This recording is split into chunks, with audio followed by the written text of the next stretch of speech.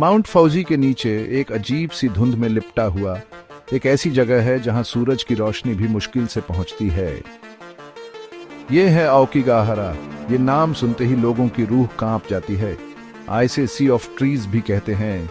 ये जगह बहुत ही खूबसूरत है, लेकिन साथ ही बहुत ही डरावनी भी।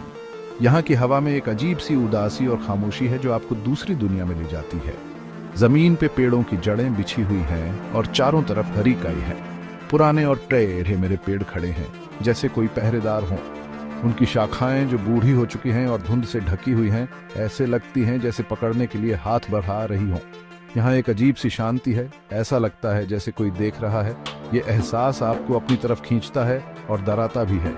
कुछ लोग कहते हैं कि इस जंगल में एक अजीब सी ताकत है, एक ऐसी आवाज जो उदास लोगों को अपनी तरफ बुलाती है। ये एक ऐसी जगह है जहां हमारी दुनिया और दूसरी दुनिया के बीच का पर्दा बहुत पतला है, जहां जिंदा और मुर्दा साथ साथ रहते हैं। सदियों से आओकीगाहरा रहस्य से भरा हुआ है। ये कहानियों और किंवदंतियों की जगह है जहां हकीकत और जादू एक दूसरे में मिल जाते हैं। आओकीगाहरा में कदम रखना मतलब एक अलग ही दुनिया में कदम रखना है, एक ऐसी जगह जहां समय रुक सा जाता है। ये एक ऐसी जगह है जो हमारे सोचने के तरीके को चुनौती देती है, जो हमें हमारे सबसे गहरे डर और इच्छाओं का सामना करने के लिए मजबूर करती है। लेकिन ये एक बहुत ही खूबसूरत जगह भी है जो हमें कुदरत की ताकत और रहस्य की याद दिलाती है। Gap 2S।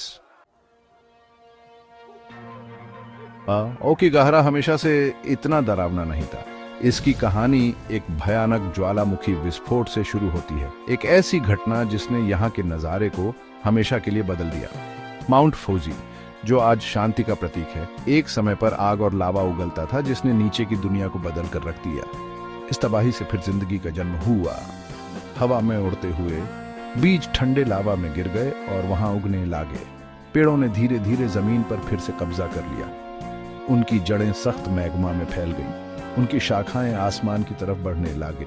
सदियों बाद यहाँ एक जंगल बन गया जो कुदरत की ताकत और माउंट फौजी के अंदर छिपी हुई शक्ति की याद दिलाता है।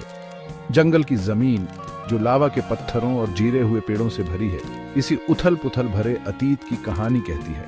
यहाँ की हवा में भी सृजन और विनाश की ऊर्जा महसूस होती है, एक ऐसी शक्ति जो हमारी आत्मा की गहराई में गूंजती है। लेकिन इस रूखेपन के बीच एक अजीब सी खूबसूरती भी है। घने पेड़ों के बीच से झांकती हुई सूरज की रोशनी जमीन पर रोशनी और परछाई के बदलते हुए नजारे बनाती है। पेड़ों और चट्टानों पर हरे और नीले रंग की कई छड़ी हुई है, जो इस नज़ारे को एक जिंदा तस्वीर बना देती है। जमीन के नीचे से निकलने वाले झरने जंगल में बहते हैं।